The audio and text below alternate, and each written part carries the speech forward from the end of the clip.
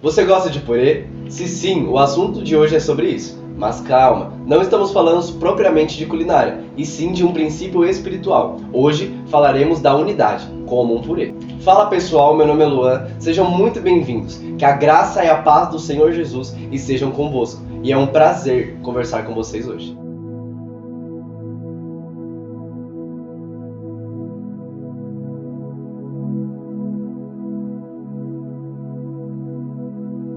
Para que você compreenda o purê, vamos antes entender o que é a unidade.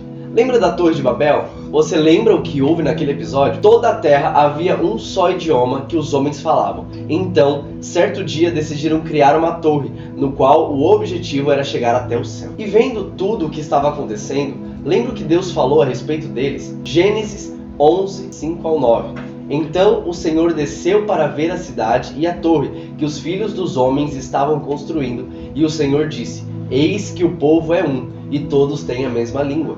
Isto é apenas o começo. Agora não haverá restrição para tudo o que planejam fazer. Venham, vamos descer e confundir a língua que eles falam, para que um não entenda o que o outro está dizendo. Assim o Senhor os dispersou dali, pela superfície da terra, e pararam de edificar a cidade. Por isso, a cidade foi chamada de Babel, porque ali o Senhor confundiu a língua de toda a terra, e dali o Senhor os dispersou por toda a superfície dela.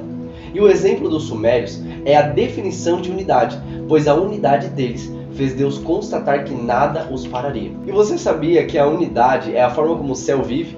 Mesmo antes da criação do mundo, Deus Pai, Filho e Espírito Santo viviam em plena comunhão. Vivem e sempre viverão. Essa é a forma cultural de vida no céu. Paulo nos ensina em Efésios 4, do verso 4 ao 6. Há somente um corpo e um só Espírito, como também é uma só a esperança para a qual vocês foram chamados. Há um só Senhor, uma só fé, um só batismo, um só Deus e Pai de todos, o qual é sobre todos, age por meio de todos e está em todos. Em Romanos 15, do 5 ao 6, ainda vemos o seguinte: Ora, o Deus da paciência e da consolação lhe conceda o mesmo modo de pensar de uns para com os outros, segundo Cristo Jesus, para que vocês, unânimes em uma só voz, glorifiquem o Deus e Pai de nosso Senhor Jesus Cristo. Percebe que a vontade de Deus para nós é que vivamos em unidade? Também, agora sabemos que a unidade é um dos princípios da palavra de Deus. Compreendido o que é unidade, vamos falar um pouquinho de culinária. Para fazermos um purê de batata, ou na culinária francesa, um aligot, nós precisamos de leite, temperos, manteiga, queijo e alho, no caso do aligot. E é claro, as necessárias batatas cozidas. E é aí que entra a unidade do purê. Os ingredientes se fundem e não se conseguem mais separar um do outro, afinal, todos agora estão amalgamados. Amalgamar significa misturar, fusão, que significa algo que foi fundido e logo se torna inseparável e impossível de ser separado. Da mesma forma como um bolo, não tem como separar os ovos do leite ou o açúcar da farinha, muito menos a baunilha do fermento. Esses ingredientes agora são um grande e inseparável bolo, como o purê. Foi esse espírito de unidade que moveu os sumérios na construção do primeiro zigurate e, consequentemente, na quase e completa consumação do seu objetivo. Mas lembra o que aconteceu quando a unidade foi quebrada? Houve divisão, quebra de aliança, e isso nos leva a dois exemplos. Primeiro exemplo, a unidade frágil. Um carro é uno? Se for um Fiat, com toda certeza. Brincadeiras à parte, o carro é um objeto uno, que junta diversos outros componentes em um grande objetivo, um transporte. Mas se separarmos esses componentes, se retirarmos uma das rodas, ele anda? Sim, mas não da forma que deveria. Agora, e se tirarmos o volante, ele funciona? Com toda certeza funciona, mas não terá como operá-lo, pois é uma peça vital. A unidade fraca é representada pelo povo sumério na história bíblica. O segundo exemplo, a unidade sólida.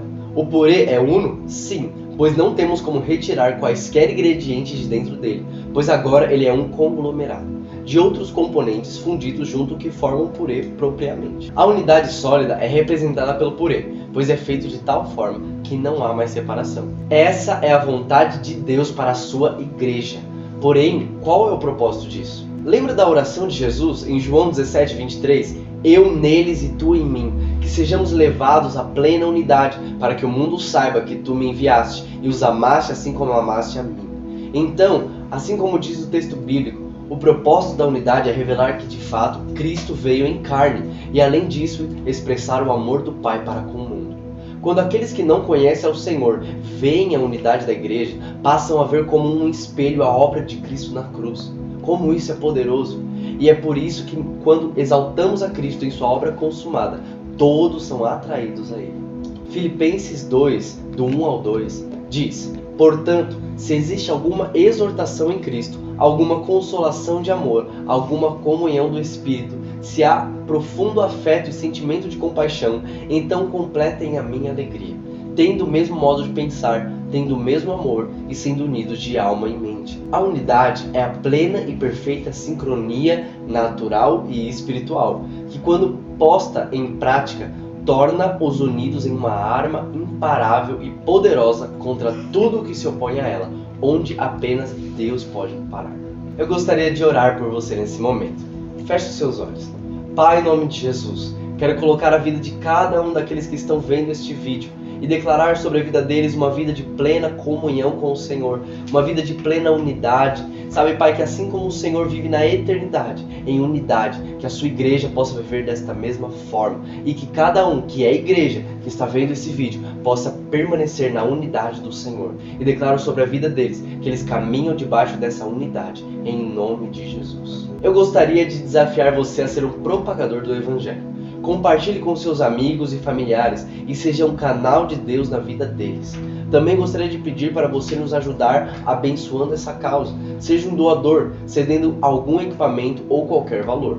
Algo que possa realmente nos ajudar a espalhar esse evangelho e custear nossa estrutura. Não somos financiados por dinheiro público, muito menos temos empresa nos mantendo. Apenas contamos com a provisão de Deus e alguns poucos mantenedores. Que a graça e a paz do Senhor Jesus estejam conosco.